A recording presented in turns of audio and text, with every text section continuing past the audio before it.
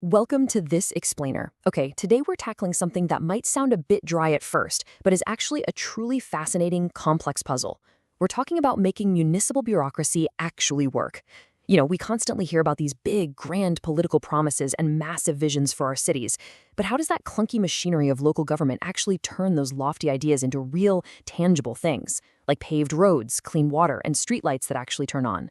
Well, in the eThekwini municipality, it all comes down to one highly specific framework. We are going to look under the hood at what acts as the absolute engine of accountability for the city's leadership. It really all starts with this one crucial question. How do 5-year municipal promises become actual daily services? I mean, it's one thing to stand up and say you want to build a world-class city over the next half-decade, right? But it's an entirely different beast to organize the exact budget, the manpower, and the timelines needed to, well, literally just pick up the trash on a Tuesday. The real-world stakes of city planning affect our lives every single day. So getting a grip on how local government actually operationalizes its goals, that is absolutely key to understanding how your entire city functions. Okay, let's dive straight into our roadmap for today. We'll be breaking this down into 4 logical steps. Number 1, translating promises into action. 2, the engine of accountability. 3, keeping score on performance. And finally, number 4, upgrading the delivery system. So, Section 1, translating promises into action, building the vital bridge between vision and reality. To really understand this, we have to tackle a pretty heavy piece of bureaucratic jargon right out of the gate. We're talking about the SDBIP. That stands for the Service Delivery Budget Implementation Plan. Now, according to eThekwini Municipality's framework, this is their absolute primary strategic tool. The crucial takeaway here is that it exists for one specific reason: to operationalize high-level goals into a strict, undeniable annual delivery plan. It is quite literally the bridge in the system that takes a massive idea and forces it into a specific, measurable action for that financial year. And this hierarchy of city planning is actually brilliant when you break it down. Think of it like a giant puzzle. You have the IDP, the Integrated Development Plan. That's your overarching, massive 5-year strategy for the city. Then you have the SDBIP. This is the 1-year delivery plan that basically carves out a chunk of that 5-year strategy and says, okay, here is exactly what we're doing right now, complete with a 3-year projection. The 5-year IDP absolutely needs that 1-year SDBIP to actually function in reality. Without it, it's just a wish list. Now, they couldn't just throw hundreds of totally random goals into a massive spreadsheet, right? That would be chaos. So the SDBIP structure maps directly onto what the municipality calls the 8-point plan. That mirrors the exact structure found in the larger IDP document. It's a really smart move because it ensures that anyone tracking the progress can easily cross-reference today's actions with the grand 5-year strategy, all without getting completely lost in a sea of paperwork. Moving right along to Section 2, the engine of accountability, following the money and the law. Now, what's really fascinating here is how this framework handles the finances. The core objective of the plan is to literally align the municipal budget to the IDP targets. This means the system takes every single service delivery output and hardwires it directly to the financial resources allocated to it. It's totally intertwined. You simply cannot have a goal without the money attached, and conversely, you absolutely cannot spend the money without a concrete service delivery output attached to it. And here's the kicker. This alignment, it isn't just some, best practice or a gentle suggestion for the city to follow. It is the law. The SDBIP is a strict requirement under the MFMA, that's the Municipal Finance Management Act. This law mandates that the municipality arranges finances sustainably to ensure that the objectives defined in the SDBIP and the budget are actually met. It's essentially the ultimate legally binding safeguard against your tax funds just vanishing into thin air. Because it acts as the primary monitoring engine for city leadership, this framework constantly demands tracking across 2 totally distinct areas. First, you've got financial metrics, basically asking, hey, are we actually spending the budget correctly?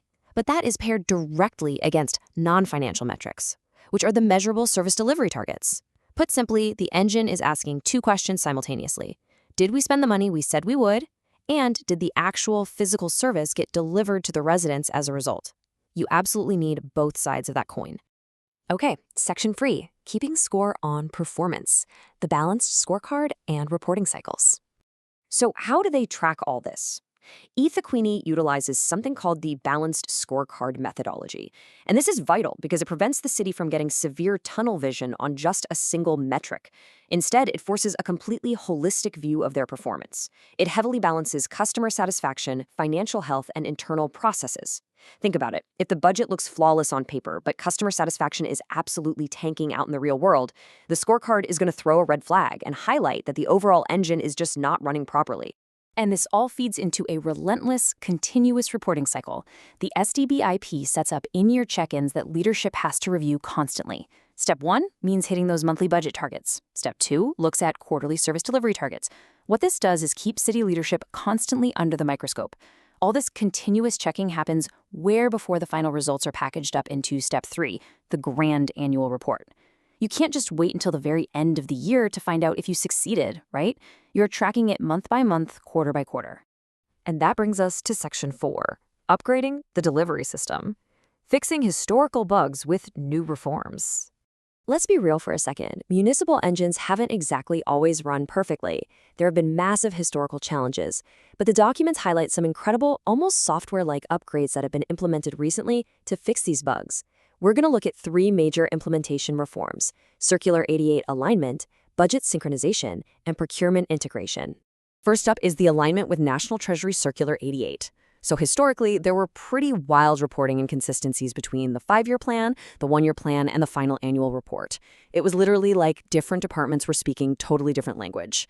But by adopting Circular 88, the municipality is now utilizing strictly uniform performance indicators that are prescribed at the national level. It forces every single document to speak the exact same performance language. It makes it so much harder for failures to just hide in the paperwork.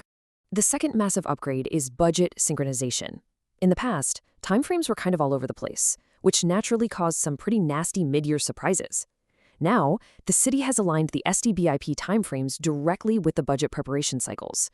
This means that for literally any new capital project, the departments have to clearly state the exact service delivery output right at the very inception stage. No more making it up as they go along. This ensures a rock-solid delivery plan is built right when the budget is prepared. And the third upgrade is procurement integration. I mean, let's face it, strategic implementation means absolutely nothing if you don't actually have the physical materials to do the job. So the city is now aligning its purchasing plans directly with the SDBIP. This ensures that the acquisition of goods and services perfectly supports hitting those delivery targets on time. They are legally structuring the system to guarantee they actually buy the asphalt at the exact moment they are scheduled to pave the road. It sounds super obvious, but honestly, in massive bureaucracies, synchronizing those two things is a real game changer.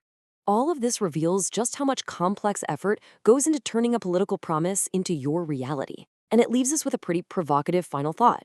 If a structured plan like the SDBIP truly acts as the engine of accountability, literally tying the law to the budget and the budget to the actual physical services, is your city regularly checking its dashboard?